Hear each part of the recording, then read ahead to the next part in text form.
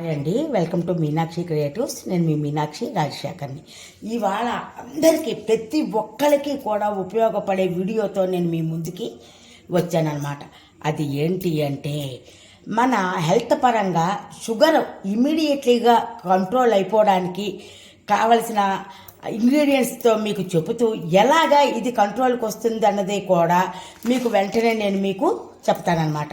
ఎందుకంటే నేను వాడి చూసాకే మీకు ఇది చెప్తున్నాను అనమాట. ఇది 100% కరెక్ట్ అండి.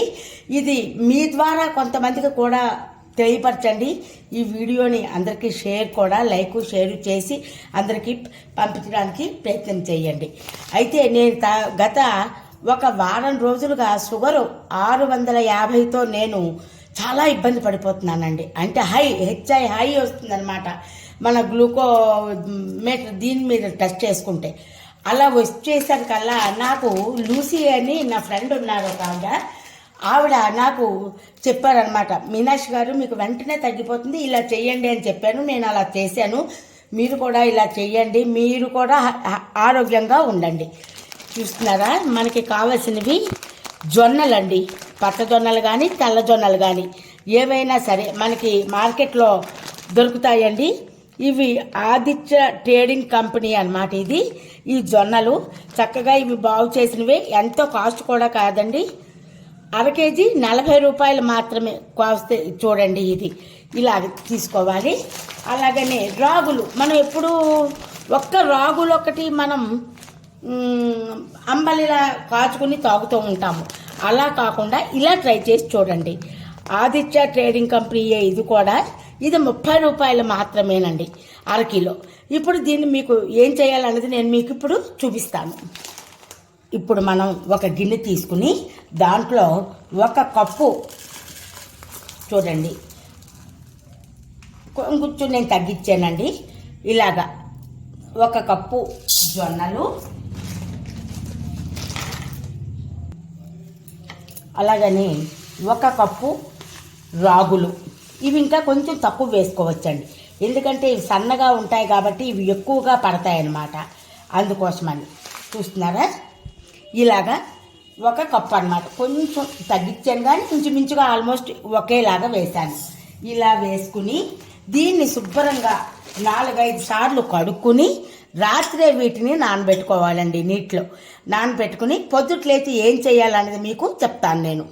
ఇలా చూడండి, దీన్ని ఇలాగా శుభ్రంగా 4-5 సార్లు కడిగేసి దీంట్లో నీళ్లు పోసేసి మనం అంతేనండి ములిగే వరకు నీళ్లు పోసేసి ఇవి బాగా నానాలండి. ఇవి ఎంత బాగా నానితే అంత మందుల లెక్కన బాగా పనిచేస్తుంది అనమాట. ఇవి నానాలి, అంతే మెత్తగా కూడా వీటిని మనం గ్రైండ్ చేసుకోవాలి. మీకు అవి కూడా నేను అన్నీ కూడా మీకు చూపిస్తానండి.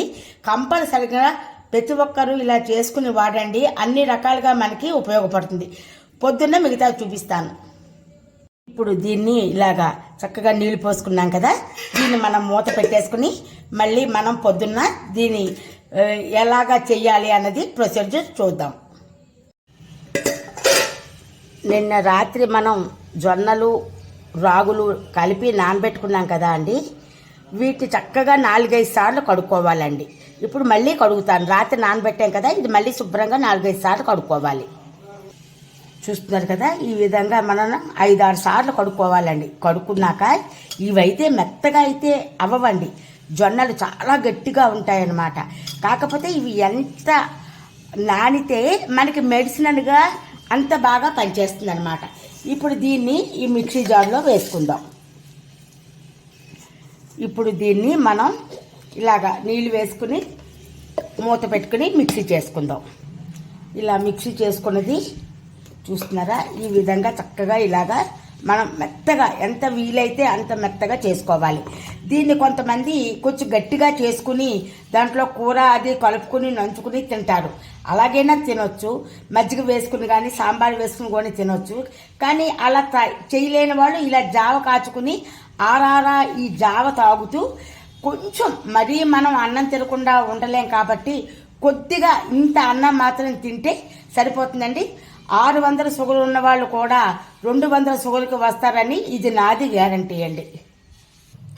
ఇప్పుడు స్టవ్ వెలిగించి దీని మీద బాణా పెట్టుకుని మనం ఒక కప్పుకి 3 కప్పులు, కొన్ని ఎక్కువ పడతాయి, కొన్ని తక్కువ పడతాయి. ఒక కప్పుకి 3 కప్పులు చొప్పున నేను కోల్చుకుని 6 కప్పులు నీళ్లు పెట్టుకున్నానండి. ఈ నీళ్లు మరిగాక మిగతా ప్రాసెస్ చూద్దాం. ఇప్పుడు నీళ్లు మరుగుతున్నాయి లేదో చూద్దాం. ఇలాగా సలసలా మరుగుతున్నాయి కదా. ఇప్పుడు మనం కొద్దిగా ఉప్పు వేసుకుందాం, ఎక్కువ వద్దండి. ఉప్పు తక్కువ తినమంటున్నారు కదా, అందుకు దీన్ని ఇప్పుడు మనం దీంట్లో వేస్తూ కలుపుకోవాలన్నమాట.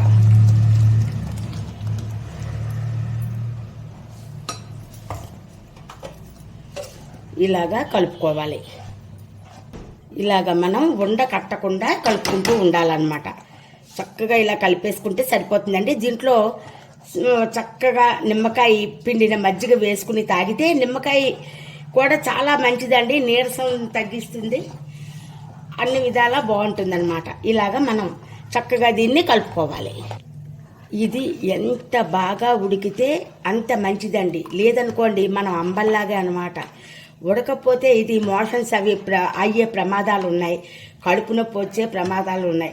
అలవాటు లేకపోతే ఒక్కసారిగా ఎక్కువ తాగండి, గ్లాసు తాగండి, గ్యాప్ ఇచ్చి తాగండి, లేదా రోజుకి 2 సార్లు 3 సార్లు మాత్రమే తాగండి. లేదంటే అలవాటు లేకపోతే పొట్ట నొప్పి కూడా వస్తుందన్నమాట. ఈ రకంగా ఉడుకుతున్నప్పుడు మనం స్టవ్ కట్టేసుకుంటే సరిపోతుందండి. ఇంకా కొంతమంది ఇంకా పలచగా కూడా చేసుకోవచ్చు అన్నమాట. అయితే దీన్ని ఎలాగా కలుపుకుని తాగాలో కూడా మీకు నేను ఇప్పుడు చూపిస్తానన్నమాట. ఇప్పుడు మనం ఈ గిన్నెలోకి కొంత తీసుకుందామండి. అంత ఎక్కువ మాత్రం ఎప్పుడూ తాగకండి, తాగకూడదు కూడా. ఎందుకంటే ఆరోగ్య రీత్యా ఏదైనా ఎక్కువ తాగడం వల్ల కానీ తినడం వల్ల కానీ ఇబ్బందే. ఆరోగ్యానికి మంచిది కదా అని ఎక్కువ తాగకూడదు, అలాగని తక్కువ తాగకూడదు అనమాట.